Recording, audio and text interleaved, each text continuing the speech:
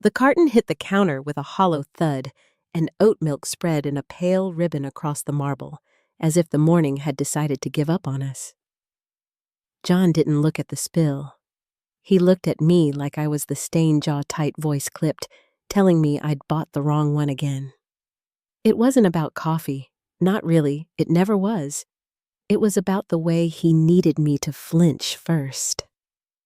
The kitchen still warm from toast, and the hum of the dishwasher turned into a stage where I knew my lines apologize men smooth. Instead, I wiped the counter and heard him say that familiar sentence, the one that used to make my chest cave in, "I could leave you anytime." The words didn't stab like they used to. They just settled in the air with the same tired weight as last week's laundry. I felt the handle of the dish towel in my hand and the quiet decision forming under my ribs like steel.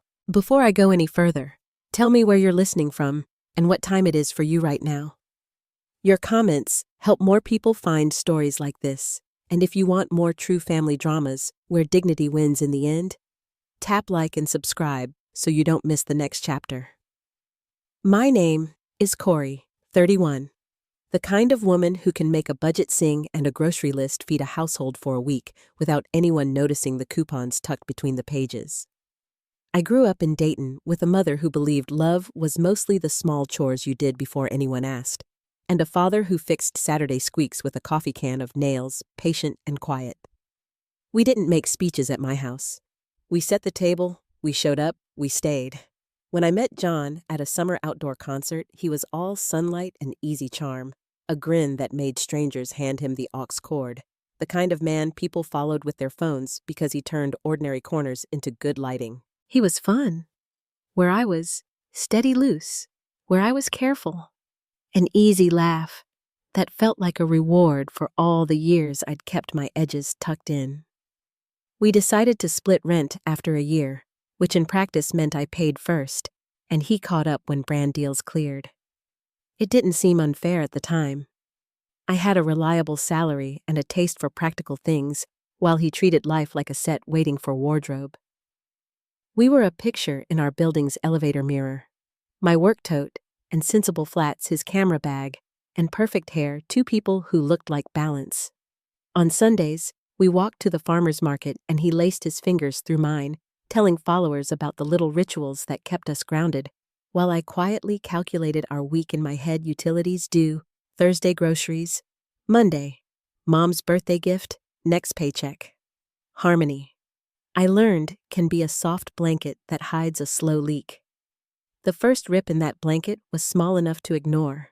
It was the morning he sulked because I bought the wrong creamer. Then the day he joked to his sister that I'd never survive without him, and later the night he shrugged off a late message with a smile that said I shouldn't be so serious. I told myself it was stress or timing, or the way men reach for easy jokes when they're tired. But the jokes kept landing on my side of the scale, and the apologies when they came were smooth and fast, like captions added in post. I started waking before my alarm the quiet hour, when the apartment still smelled like detergent and sleep, and I'd feel the weight of something I couldn't name sitting at the end of the bed like an uninvited guest. I believed for a long time that if I kept things even, he'd stop leaning on that line, the one that made me check my savings and my heart in the same breath. Then came the morning of the oat milk, the slam on the counter, the sentence spoken as casually as a weather report. I watched the spill curve around the base of the coffee mug and realized the fear wasn't about being left. It was about being kept in place by a threat that never moved. I folded the towel over the damp patch, set the mug upright, and felt a new, steady calm click into place where panic used to live. When he repeated himself waiting for the wince, I lifted my eyes and answered with a word that tasted like the beginning of something I could finally stand on. And that was the moment he blinked, the script slipped, and the room went very, very quiet. The next morning, John acted as if the night before hadn't happened. He padded into the kitchen with his phone in hand, eyes on the screen, lips curled into the faint smirk he wore when he thought he had regained control. I was sitting at the table with my coffee, the same carton of oat milk tucked neatly back into the refrigerator, no longer a symbol of failure, but a quiet reminder of the shift inside me. He leaned against the counter and asked in a voice that carried both dismissal and expectation. "So nothing to say about last night?" I stirred sugar slowly, letting the spoon ring against the ceramic cup before I answered. "Good morning to you too." The way his brow creased told me I had broken script again. He was waiting for the usual apology, the one that used to tumble out of me after his threats, promises to do better, to listen more, to care harder. Instead, I looked him squarely in the eye and said, "You told me you could leave any time. I'm just respecting that." For a moment, he froze, thrown off balance, then he covered it with a scoff and grabbed his keys, muttering something sharp under his breath as he stormed out. When the door closed, I let out a shaky breath, my hands trembling not from fear, but from the rush of holding my ground. It felt both terrifying and exhilarating to let the silence remain unbroken. That night, I didn't wait for him to start another fight. I opened my laptop and began searching through rental listings. The prices were daunting: peeling paint on the walls, kitchens with sinks rusted along the edges, neighborhoods where you check the locks twice before sleeping. But I bookmarked a few anyway. My phone buzzed with a reply from Marisol, the neighbor I sometimes shared quick chats with by the mailboxes.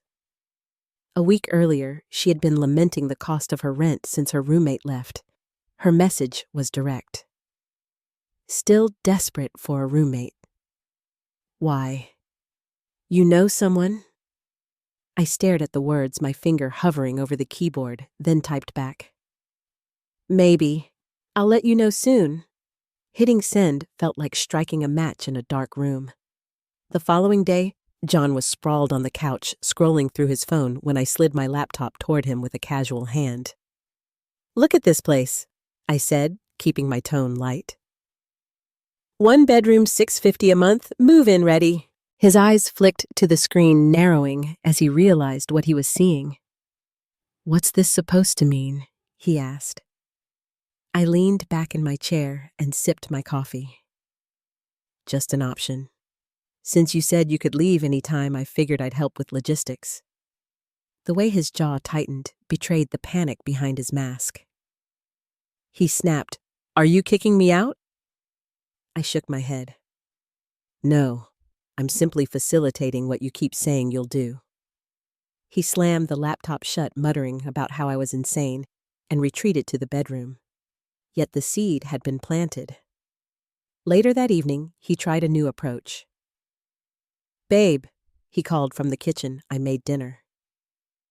I looked up to see reheated pizza, the box still sitting on the counter. "Thanks," I said evenly. "But I already ate at work." His head jerked up. "You never eat at work." I shrugged and lied easily. "Started meal prepping. Helped save money." His eyes narrowed. "Saving for what?" I gave him a small smile and answered, "Life changes." That was the first time I saw something flash in his eyes, fear disguised as suspicion, panic buried under irritation. By the third day, he escalated again. I woke to the smell of bacon and eggs, the first breakfast he had cooked in months. He greeted me with a forced smile, apron tied sloppily around his waist. "Thought you'd like a nice start to the day," he said, placing a plate in front of me. "Thank you," I replied, cutting into the toast. Relief softened his face. "Maybe we could spend the day together like old times," he offered. I didn't even glance up. "I can't," I said. "I promised Marisol I'd help her move some furniture." His fork clattered against his plate. "Since when do you hang out with Marisol?" he asked sharply. I looked at him with feigned innocence. "Since she might need a roommate." His face drained of color. "You're not moving in with her, are you?" I buttered my toast slowly. "Not me, but I figured someone who says they could leave any time might be interested." His lips parted, searching for words, but nothing came out. He shoved back his chair and stormed from the room. I hid my smile behind my coffee cup, savoring the first taste of freedom in years. By the fourth day, the apartment felt like a storm waiting to break. John moved around me with exaggerated calm, but his glances betrayed him quick searching, desperate for me to fold. That evening, I returned home to the smell of roasted chicken and garlic mashed potatoes, my favorite dish candles, flickering on the table. John stood in the kitchen apron tied again, grinning wide. "Surprise," he said, lifting the lid from the serving tray. "I thought it would be nice. We could reconnect." I removed my coat, hung it neatly on the chair, and said, "That's thoughtful, but I already ate." His smile froze disbelief creeping into his eyes. He tried to cover it with laughter, but I had already turned away. The absence of my forgiveness was louder than any argument we had ever had. The weekend brought yet another tactic. I walked into the living room to see his phone buzzing nonstop with messages from women I didn't know. He looked up at me with a sly grin. "Just friends," he said, showing me a text from someone named Jenna. "She says I look stressed, wants to grab coffee later." Sweet of her, huh? I took a slow sip of tea and said calmly, "Then go." His smirk faltered. "You don't mind?" I shook my head. "Why would I?" "You said you could leave any time. If coffee with Jenna helps, who am I to stop you?" He stared at me, waiting for jealousy for a crack in my calm. Instead, I turned back to my book. That night, he came home slamming the door, muttering curses, furious not at my anger, but at my indifference. On the 7th day, his sister Maya called. Her voice was sharp, defensive, the way someone sounds when they have only heard one side. "Corey, what are you doing to John?" she demanded. "He's freaking out, says you're being cold and cruel." I folded a shirt neatly before answering. "I'm just taking him at his word." She hesitated. "What do you mean?" I said softly. "He says he could leave any time." I told him I'd support that choice.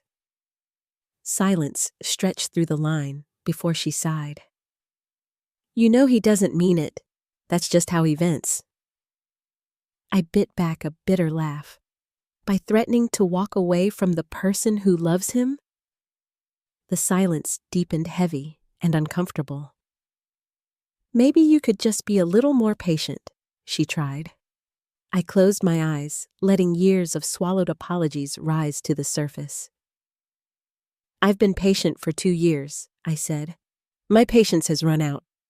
When I ended the call, I felt lighter, as though speaking the truth had lifted something off my chest.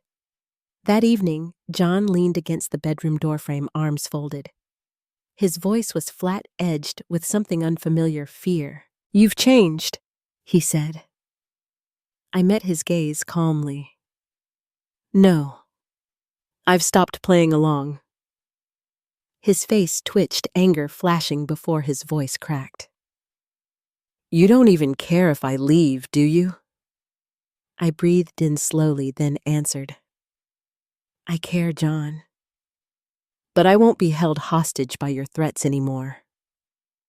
He slammed the door, but his silence no longer rattled me. I lay awake, staring at the ceiling, feeling clarity settle where fear once lived. For the first time in years, the power wasn't in his hands. It was in mine.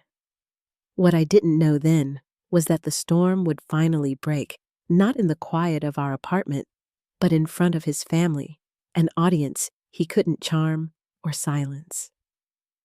Dinner at Ruth and Daniel's house carried the kind of warmth you could almost mistake for safety.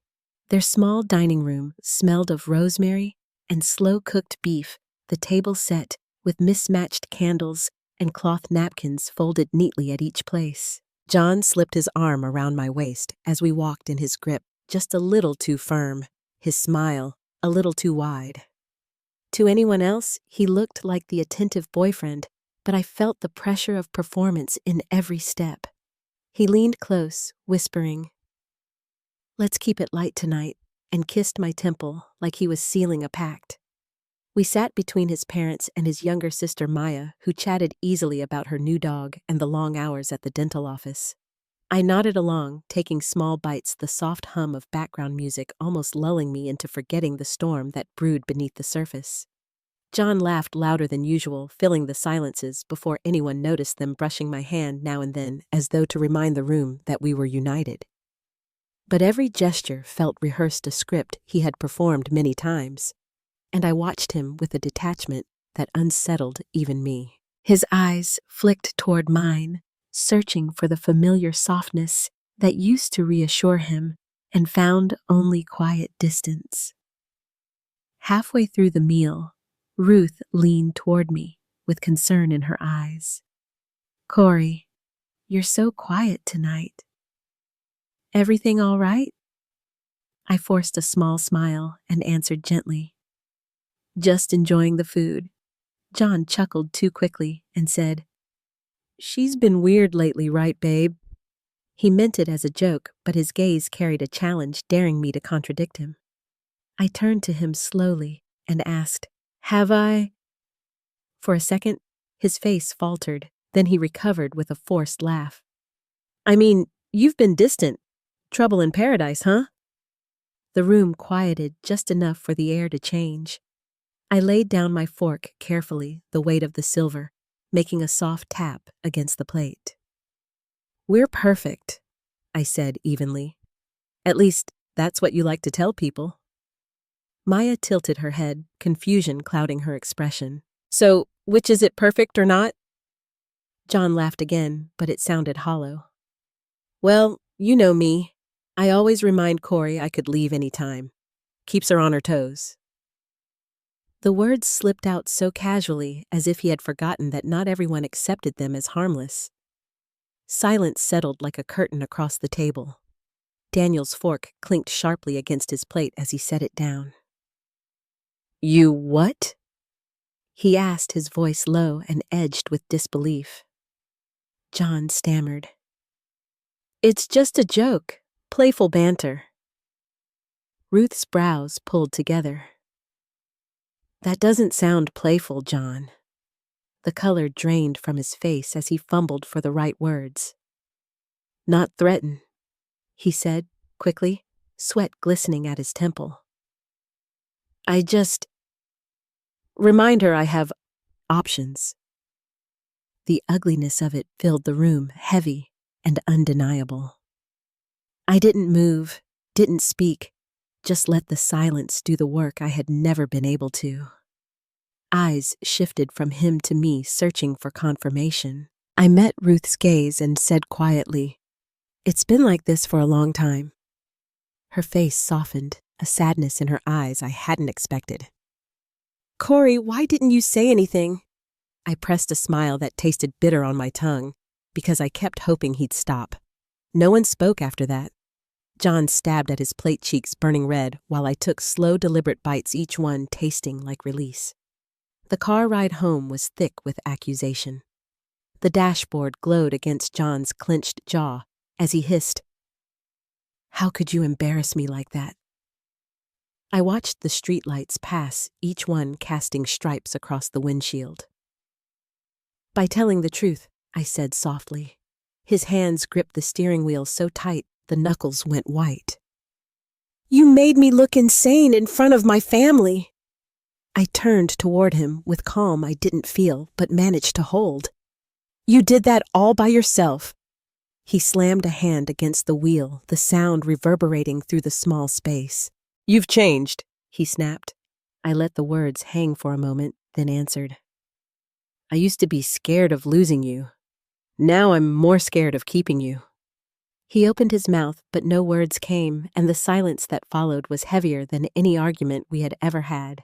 The rest of the drive passed in silence, his breathing uneven.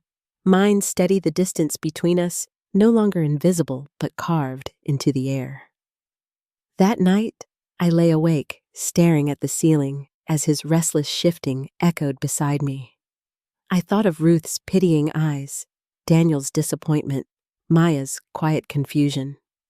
For once, they had seen the truth unvarnished, unhidden. I hadn't defended him, hadn't smoothed it over, and there was no taking it back. Instead of guilt, I felt a strange calm spread through me, as though the secret I had carried alone had finally been set down. John's mask had cracked, and he knew it. The morning came with drawers slamming and the sound of shirts tossed carelessly into a suitcase. When I stepped into the bedroom, he didn't look at me, just said loudly, "Guess I'll start packing. Clearly you don't want me here." I leaned against the doorframe, arms folded, voice steady. "Need some boxes? I can call the storage place down the street." He froze, a sock clutched in his hand, his head turning slowly in disbelief. "You're offering me boxes?" I nodded. "Of course. You've said 100 times you could leave any time. I figure I should be supportive." The performance faltered. For hours, he stomped around sighing loudly, pausing dramatically at the doorway, as though waiting for me to stop him. I didn't. I folded laundry in the living room and hummed softly, letting him hear my indifference. Eventually, he stormed out with his suitcase slamming the door behind him. An hour later, he returned muttering about forgetting his charger, the suitcase still untouched by the door. I didn't look up from my book. That evening, he sank onto the couch beside me, his voice softer, almost pleading. "Corey, do you really want me to go?" I closed my book slowly and said, "John, you've been telling me for years you could leave any time. I'm just taking you seriously." His face crumpled, voice cracking. "But you're supposed to fight for me. That's how this works." I tilted my head. "No, John. That's how you made it work for you." He recoiled as if my words had struck him, the silence that followed deeper than any we had ever shared. In that silence, I understood something I hadn't been ready to face before. The fear that once held me in place had lost its grip. His threats no longer bound me. He could pack, stomp, curse, or plead, but the balance had shifted. And in that shift, I began to glimpse the possibility of a life where I wasn't walking on eggshells, waiting for the next storm. What I didn't yet realize was that he hadn't run out of tricks, only out of the ones that used to work. The last cards he had to play would be reckless, desperate, and public, and I would have to decide whether to stand firm or let him drag me back into the shadows. The days after that dinner blurred into a routine I had never known before, silence without fear. John paced through the apartment like a man rehearsing lines for a play that had already closed. His suitcase remained propped against the wall, sometimes opened, sometimes zipped, always more prop than plan. I watched him glance at it often, as if expecting me to beg him not to take it. But each time I passed by, I simply straightened a pile of mail or folded laundry, refusing to give it the gravity he craved. He tried again to play out the scene one morning, dragging the suitcase to the door with exaggerated huffs. "Guess this is it," he said, his voice dripping with practiced drama. 3 years together, and this is how it ends." I looked up from my laptop and asked mildly, "Do you need the number of a mover? My friend used a reliable one last month." His face twisted with disbelief, the lines around his mouth sharp. "How can you be so cold?" I met his gaze evenly. "Because I've accepted what you keep saying. You could leave any time, so either do it or stop saying it." The words landed heavy between us. His shoulders slumped, and for the first time the suitcase looked less like a threat and more like a weight he couldn't lift. That night, I lay awake listening to the ceiling fan hum above us. In the past, the sound of him packing had sent me spiraling, the fear of abandonment pressing down until I broke. Now, it was hollow, performative, a trick without magic. In the dark, I whispered to myself, almost testing the words on my tongue. "I'm not scared anymore." The silence that followed felt stronger than any defense I had ever mounted. He shifted beside me, restless, his breathing uneven. The balance had changed, and he could feel it. By the second week, the apartment resembled a chessboard where one player had run out of moves. His phone buzzed with constant notifications, names I didn't recognize flashing across the screen. He made sure I saw them, announcing each message with pointed nonchalance. One evening, he scrolled loudly and said, "Jessica thinks I should take a break, maybe get out of town. She says I deserve better." I didn't look up from my book. "Then maybe you should listen to her." His mouth fell open, stunned. "That's all you have to say." I turned a page. "Pretty much." The panic that flickered in his eyes told me he hadn't expected indifference to cut sharper than jealousy. A few nights later, he shifted tactics again. We sat at opposite ends of the couch, the glow of the television flickering across the room. His voice was soft, hesitant, as he asked, "What if I stopped saying it?" I turned my head slightly. "Stop saying what?" He swallowed hard. "That I could leave any time. What if I just didn't say it anymore?" His attempt at calm was fragile desperation seeping through. I studied him for a moment, then said, "You mean stop using my love as leverage?" He flinched.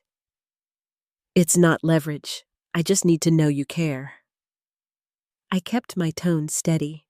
"By threatening to walk away every week?" He shifted uncomfortably, the silence pressing him harder than my words. "I didn't mean it like that." I asked quietly, "Which time then, the 100th or the 200th? He had no answer. Later that week, I overheard him on the phone in the bedroom. His voice was tight frustration breaking through. "Man, everything's too expensive. Studios are like $1,200. How am I supposed to afford that?" I stood in the hallway listening to the cracks in his bravado. His influencer gigs barely covered his car payment, and we both knew who carried the rest. When he ended the call, I walked in casually, leaning against the frame. "Tough market, huh?" He spun around, startled. "You were listening." I shrugged. "You said you could leave any time. Guess it's harder than it sounds." His face burned red. "You're enjoying this, aren't you?" I shook my head, voice even. "No. I'm just done being afraid of it." He had no comeback, and that unsettled him more than my words. That night, he crawled into bed, slowly hesitating, before laying his arm across my waist. His whisper was tentative in the dark. "You used to be terrified of losing me." I answered quietly, I was. But now, I'm terrified of staying with someone who treats leaving like a weapon. He rolled away, his back tense, and tossed through the night. I lay still, breathing steadily, the clarity inside me holding strong. His desperation grew sloppier as the days passed. One afternoon, he invited an old flame for coffee, making sure I saw the texts. They laughed loudly in the living room, reminiscing about old times, their voices carrying like a performance staged for me. When she left, he looked at me, waiting for anger or accusation. I simply smiled faintly and said, "Hope you had fun." His expression cracked. "That's it? That's all you're going to say?" I looked at him calmly. "You're an adult, John. You make your choices." For the first time, I saw him realize what I already knew. None of his tricks mattered if I wasn't afraid of losing him. I stood by the window that night, watching the city lights shimmer against the dark. Behind me, he sat hunched on the couch phone, clutched in his hands, silence pressing down hard. I could almost hear the gears in his head turning frantic and lost as he realized control was no longer his. And for the first time in years, I felt truly free. By the third week, the desperation had settled into a constant hum. He grew quieter, not with peace, but with calculation. He watched me closely, like a gambler, waiting for the last card that might turn the game. That final card came at his cousin's engagement dinner, a crowded restaurant buzzing with laughter and clinking glasses. I wore a navy dress and pinned my hair back, choosing simplicity over spectacle. John kept a hand at the small of my back, whispering compliments that felt rehearsed. At the table, his aunt leaned across with a smile. "So, Corey, are you and John thinking about marriage anytime soon?" I opened my mouth, but John cut in with a laugh. Just a little too loud. "Oh, marriage isn't really our thing. I remind Corey all the time I could leave anytime." The words tumbled out of him like habit too ingrained to stop, and this time they didn't land in private. They landed in silence. Forks paused midair, smiles faded. His cousin blinked, his aunt's brow furrowed. "What do you mean by that?" his uncle asked. John stammered, "It's just a joke." But the laughter didn't come. "Doesn't sound like one," his mother murmured, her voice edged with concern. I lifted my water glass, letting the silence grow heavy around him. Finally, his cousin shook his head. "That's messed up." "Why would you say that to someone you love?" John's face turned crimson. He reached for my hand under the table, but I pulled it back gently, folding it into my lap. The rest of the meal he stumbled through conversations, laughter hollow, his mask cracking under the weight of what others now saw clearly. The ride home was thick with fury. His hands gripped the wheel, his jaw clenched. "You humiliated me," he spat. I kept my eyes on the passing lights. "You humiliated yourself." "I just didn't cover for you this time." His knuckles whitened. "You used to defend me." I looked at him, my voice quiet but steady. "I used to believe you would change. Now I believe you won't." The words landed with finality, and he drove the rest of the way in silence, the only sound the hum of tires against asphalt. When we got home, I found him in the bedroom, actually packing this time. Not the dramatic stomping or sighs, but real folding, neat stacks of shirts, toiletries placed carefully in a zip bag. I leaned against the frame, calm as ever. "So, you're really doing it?" His back stiffened. "I saw your apartment listings," he said, finally his voice low. "The ones you bookmarked, studios, 1 bedrooms, all for one person." I nodded. "Yes." He turned, eyes searching mine. "You weren't looking for me. You were looking for you." I stepped into the room, my voice steady. Why would I plan a future with someone who always has one foot out the door? His throat tightened as he swallowed, his voice cracking. "I didn't mean it, Corey. Not really. I just wanted to know you cared." I held his gaze. "If you have to threaten to leave to feel loved, then you never trusted my love in the first place." His eyes shone with a mix of anger and grief. "You're done. You're actually done." I didn't flinch. "I've been done since the oat milk fight. It just took you this long to notice." He dropped his eyes, zipped the suitcase shut, and left that night. What followed would test whether my calm could hold steady once the begging began, because his absence wasn't an ending. It was only the start of a new performance, one where I finally held all the lines. The first night without John felt strangely quiet. I half expected the sound of the key in the lock, his dramatic sigh as he entered the suitcase dragged across the floor like an accusation. Instead, the apartment hummed softly with the ordinary refrigerator clicking pipes, knocking faintly in the walls, the rhythm of a space finally at peace. I curled into bed with the lamp on low and realized the air no longer felt heavy. His absence wasn't an ache, it was an opening. For several days there was nothing. Then the messages started. At first, just one. I made a mistake. I read it without reply. The next day, Tony's a creep. He just wanted to use me. Then another. Please let me come home. I swear I'll never say it again. His words tumbled into my phone like rehearsed lines, desperate apologies strung together with promises I had heard before. I placed the phone face down on the counter and brewed coffee with the same oat milk he once mocked, savoring the taste of calm. By the end of the week, his texts grew longer, shifting between pleading and anger. One message swore I was the best thing that had ever happened to him. Another accused me of being cold, heartless, ungrateful. I answered none of them. The silence seemed to unnerve him more than any argument could.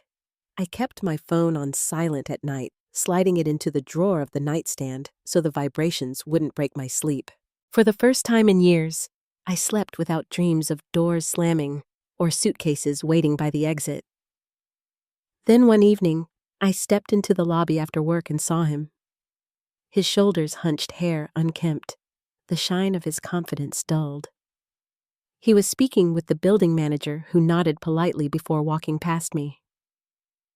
"Hi, Corey," the manager said. "Marisol says thanks again for recommending the place upstairs. She and her new roommate are getting along great." I smiled at the mention. Upstairs, a new life had begun for someone else, uncomplicated and steady. John turned when he heard my name. His eyes flickered with recognition and something like shame. "Corey," he said softly, "I'm just looking at places." I nodded, keeping my voice polite but cool. "That's good. Affordable units are hard to find." He took a hesitant step closer. "Maybe we could get coffee." "Talk?" I shook my head. "I'm good, but that unit's actually nice. Affordable, too." His jaw tightened, but he said nothing more. I walked past him, the sound of my heels echoing against the tile, leaving him in the space where he used to hold all the cards. Upstairs, I unlocked my door and stood in the quiet, the weight of the encounter settling.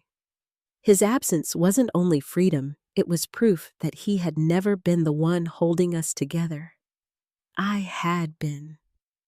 And now that I'd let go, there was nothing left for him to lean on. The following days confirmed it. He lingered in the building, sometimes claiming to visit a friend or check on something he had left behind. Each time, his eyes followed me, waiting for a flicker of softness. I gave him none.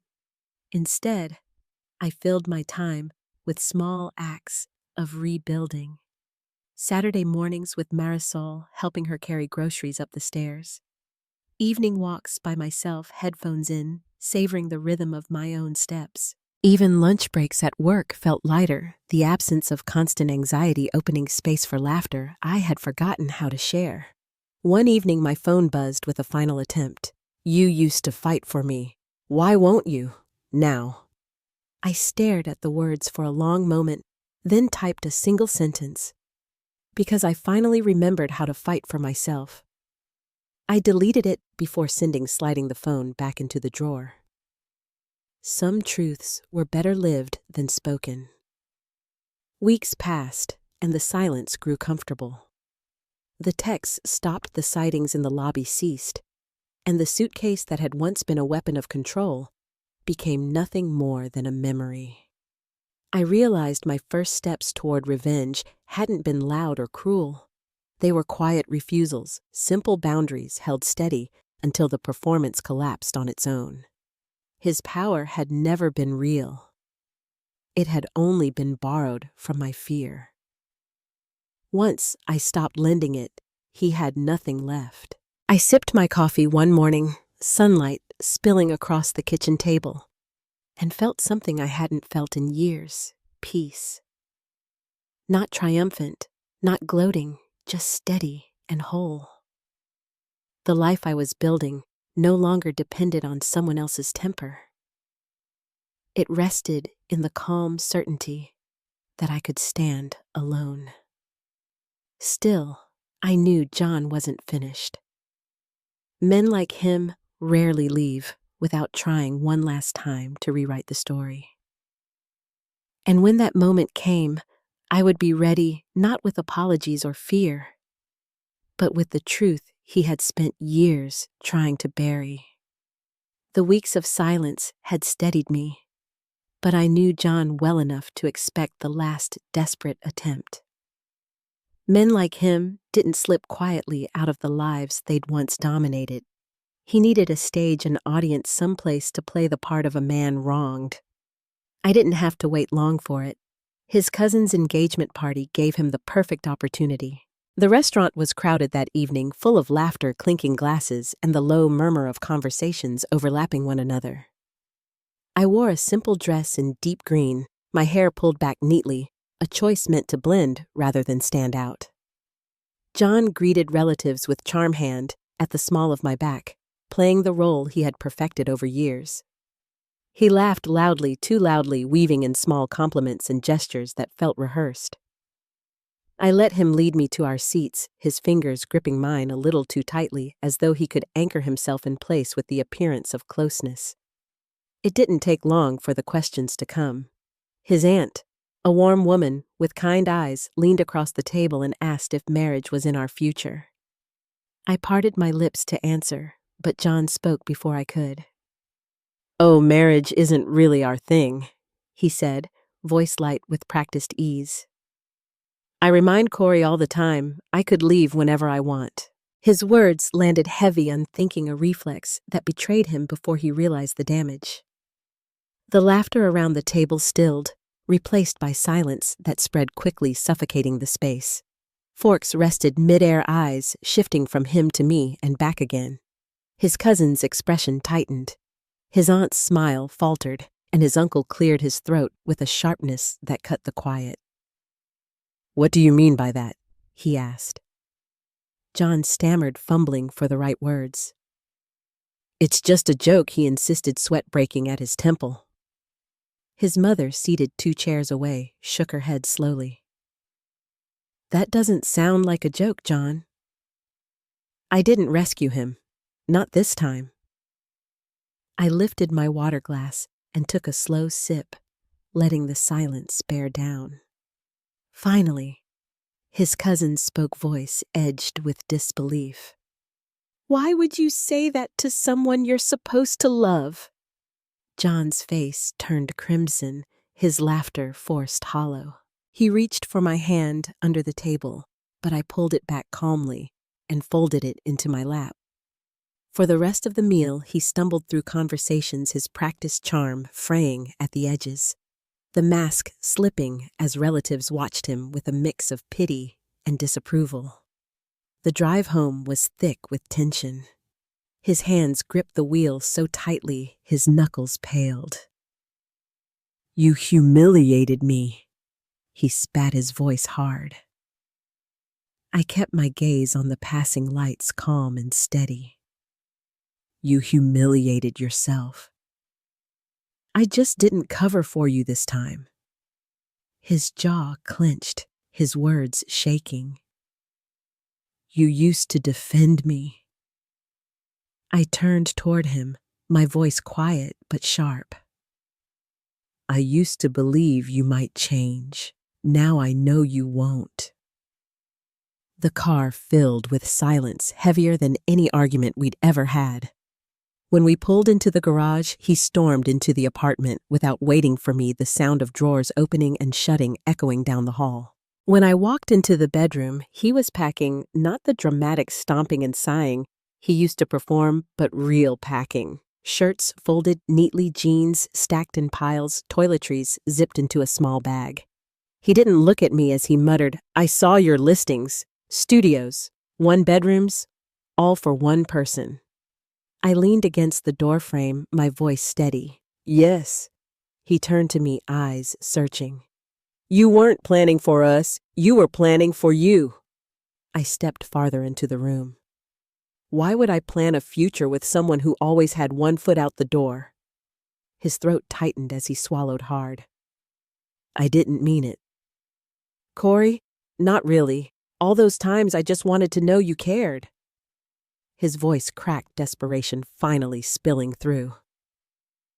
I met his gaze without wavering. "If you have to threaten to leave to feel loved, then you never trusted my love in the first place." His face fell, his shoulders slumping under the weight of the truth. "You're done," he whispered. "You're actually done." I answered softly. "I've been done since the oat milk fight. It just took you this long to notice."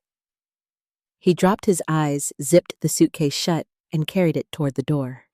That night he left. No more dramatic pauses, no more suitcases abandoned by the door like props. Just the sound of the door closing behind him and the echo of his footsteps fading down the hallway. For days, I didn't hear from him. I moved through the apartment with a steadiness I hadn't felt in years, pouring coffee each morning without waiting for criticism, slipping into bed at night without the weight of restless pacing beside me. But his absence wasn't an end. Within a week, the messages started again. The tone shifted daily, pleading one moment, bitter the next. "I made a mistake. You'll regret this. Please let me come home. You never cared." The words arrived in waves, but I met each one with silence. I understood now that my calm was the only language he couldn't manipulate. One evening, leaving work, I found him in the lobby of my building. His shoulders were hunched, his clothes wrinkled, the self-assured man who once dominated every room, nowhere to be found. He looked up at me with eyes that begged, but all I felt was distance. "Corey," he said, voice low, "maybe we could talk. Just one coffee." I shook my head gently. "No. But good luck with the place you're looking at. Affordable units are rare." The building manager walked by smiling. "Ms. Morrison Marisol says thanks again for helping her find a roommate. They're settling in great upstairs." I nodded. "Glad to hear it." John blinked, realization settling on his face. You set her up with someone else." I gave a small smile. "I told you some people follow through." His mouth opened as if to reply, but no words came. For once, he had no script, no threat, no leverage. I walked past him up the stairs to the life I had begun building, my heels tapping steadily against the steps. His last cards had been played, but I knew there was more to come. Men like John didn't simply fade. They tried again, circling back in new ways, desperate to rewrite the ending. And when that happened, I would be ready with the truth he had always feared exposed for everyone to see. The weeks after John's final attempt to linger in the building unfolded with an almost eerie quiet. He vanished from the lobby, stopped sending messages, and left no trace except the faint echo of his desperation. I filled the silence with routines that steadied me, morning walks before work dinners shared with Marisol, quiet evenings where I read until the lamplight softened into sleep. I thought perhaps he had finally accepted the truth that I had stepped out from under his shadow for good. Then came Ruth's birthday dinner.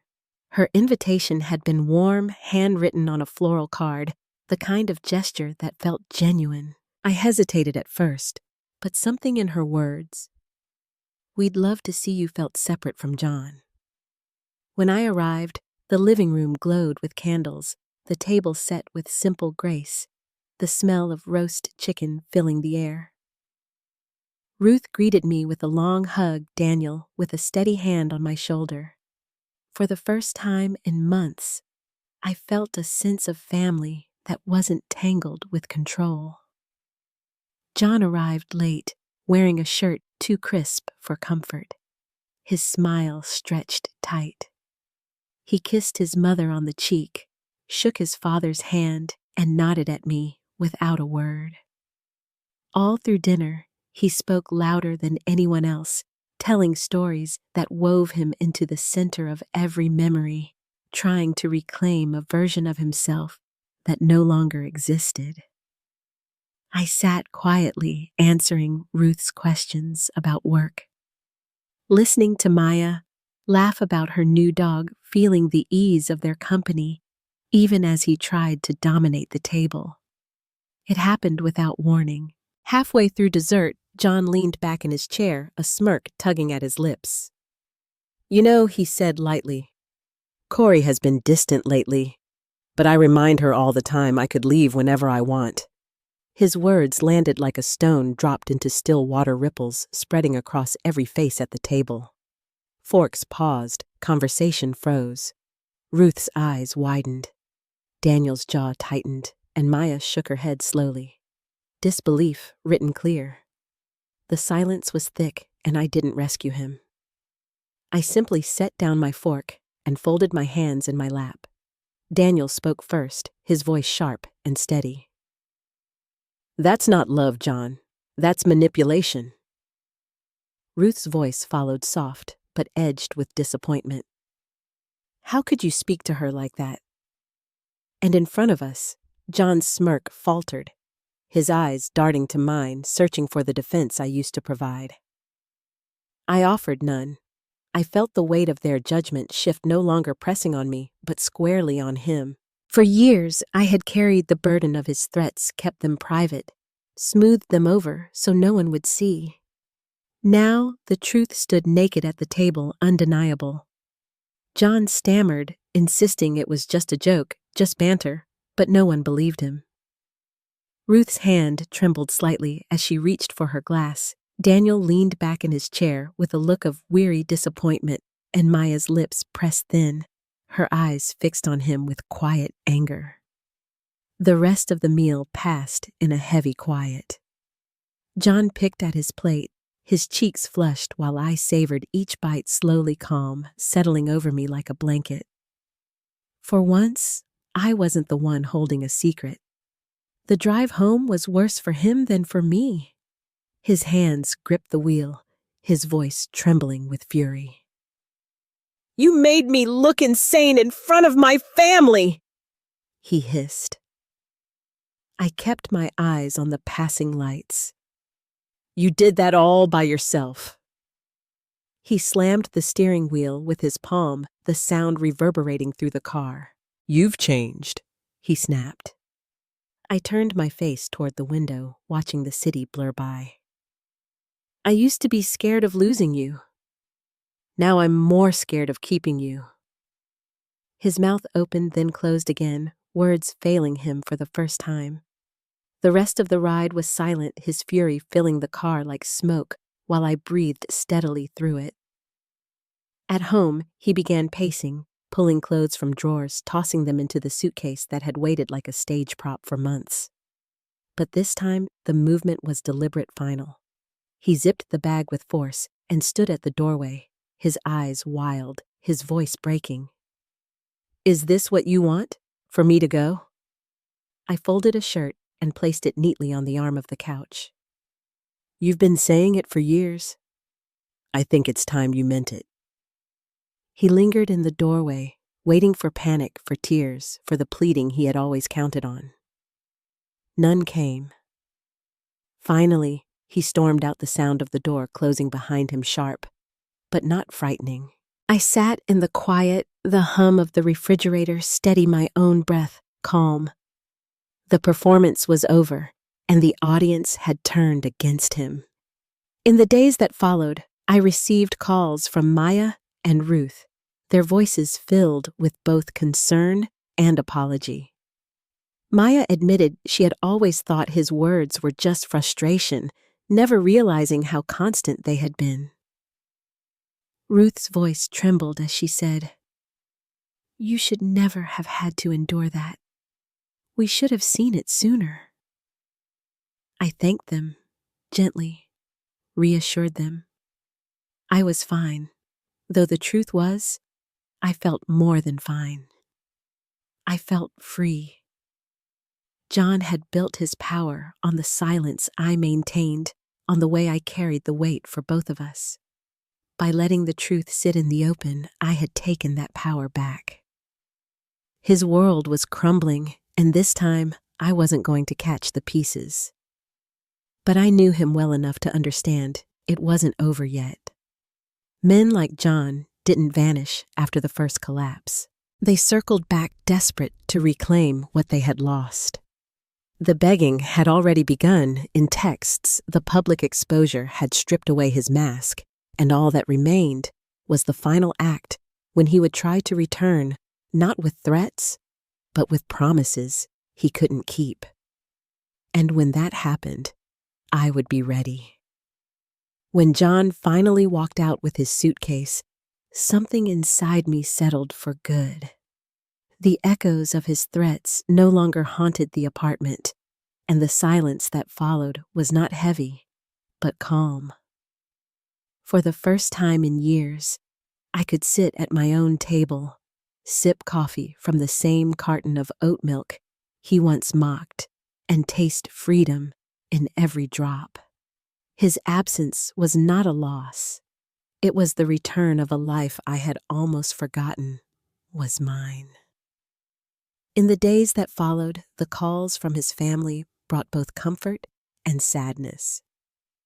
Ruth apologized softly, her voice trembling as she admitted she should have asked more questions. Daniel said simply, "You deserved better, and you handled yourself with dignity." Even Maya, who had once tried to excuse his behavior, told me she finally understood what I had endured.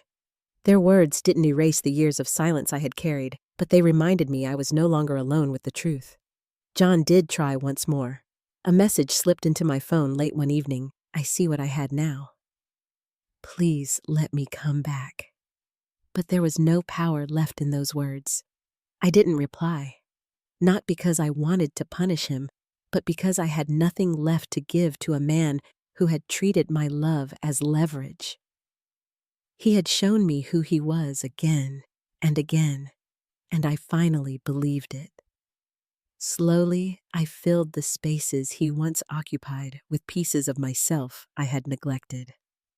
I spent weekends helping Marisol decorate her new apartment, her laughter filling stairwells that had once carried the sound of his anger. I began taking evening walks, noticing the way the air cooled just before dusk, the smell of cut grass drifting across the sidewalks.